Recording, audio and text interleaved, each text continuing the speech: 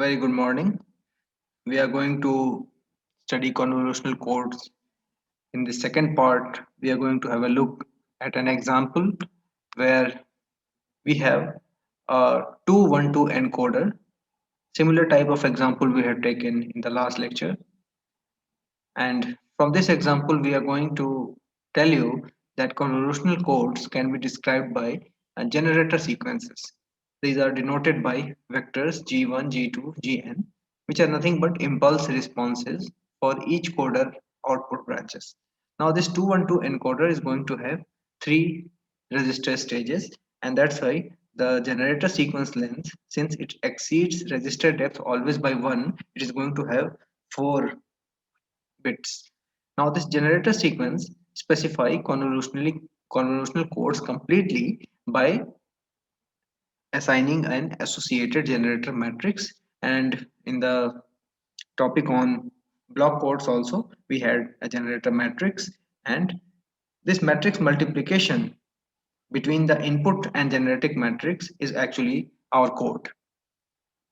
So you can see in this diagram here that a commutator switch is going to sample the output V1 and V2. Since it is a 212 encoder, we are going to have two outputs, and there are three register banks of which one is input and two belong to the previous states. And we will see now how using this generator sequence 1011 and 1111 we are going to have encodings in the form of output of V1 and V2 that you see on your screen.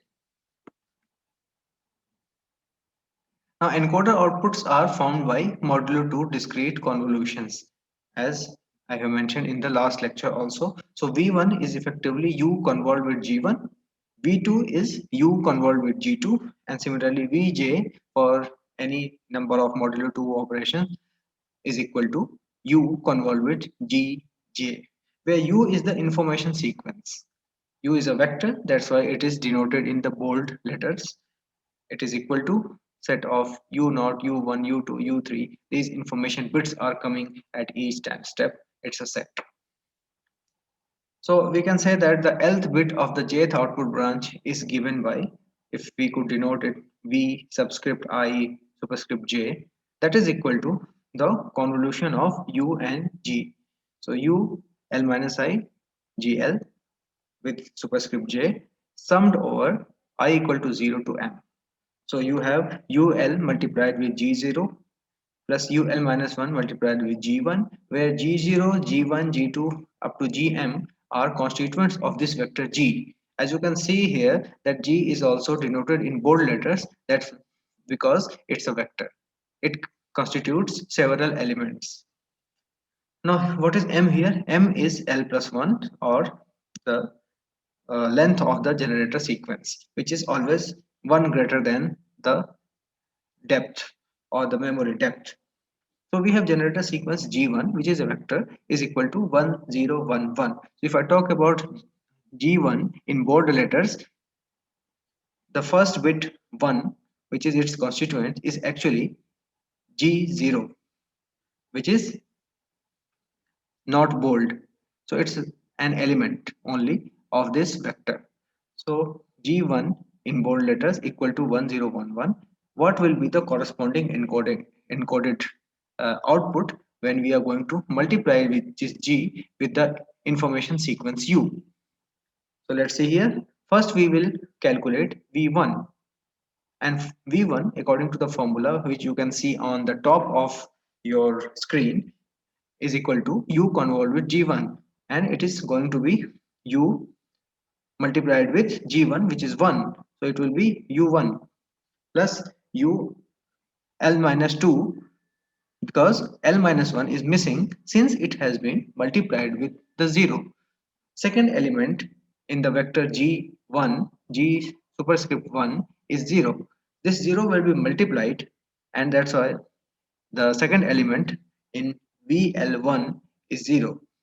Third element is going to be UL minus 2 multiplied with 1, that is UL minus 2. Similarly, fourth element will also be multiplied with 1, and it comes out to be UL minus 3. So that's how we have calculated the output of the modulo 2 operator v1. So vl1 is equal to ul plus ul minus 2 plus ul minus 3.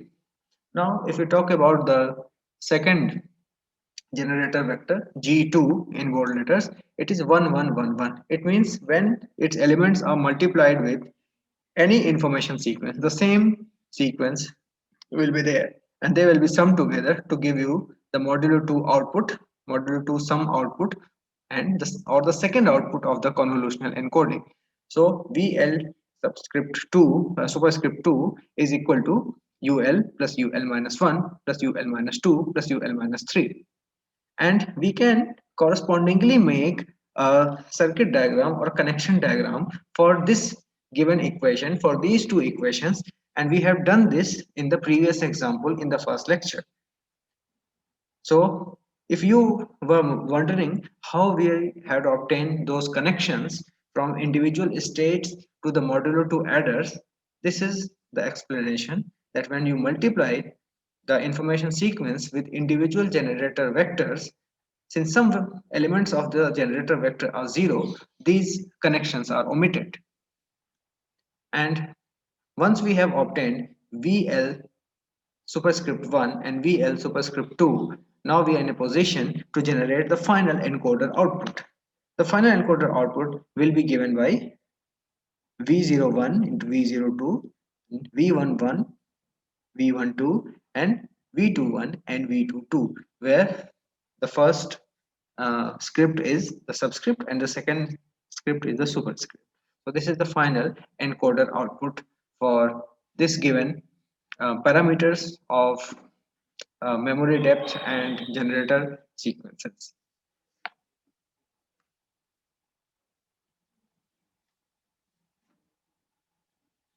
So you can identify from this final matrix here that we have identified this generator vector here 1011. You have to read it from bottom to top, and 1111. They are nothing but the generator vectors G1 and G2, or G0 and G1. So if U is equal to 10111, then V equal to UG can be obtained by the same thing that I had mentioned in the last slide. So this operation that you see here also is nothing but individual multiplication from these information sequence and the generator vectors.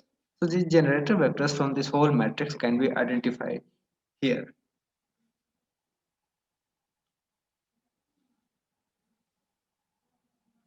Now, one of the foremost examples of using the convolutional codes that I had not mentioned in the start of this lecture is that they provide a relatively simple decoding algorithm, and you can see that we have a code tree made using which we can do encoding and decoding both, and we can specify and tell how one input bit is transformed into two output bits from by looking at this code tree.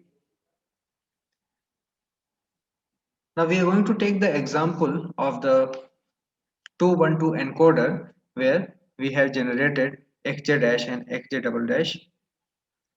The connections which are not there in the generator matrix have been omitted, and that's why this result is there. So we are going to basically divide the whole code generation process by starting at the MSB, the most significant bit, and we will traverse this tree by going in one direction as 0 or 1, and that's how we can interpret the state whether they are going to be 0 or 1.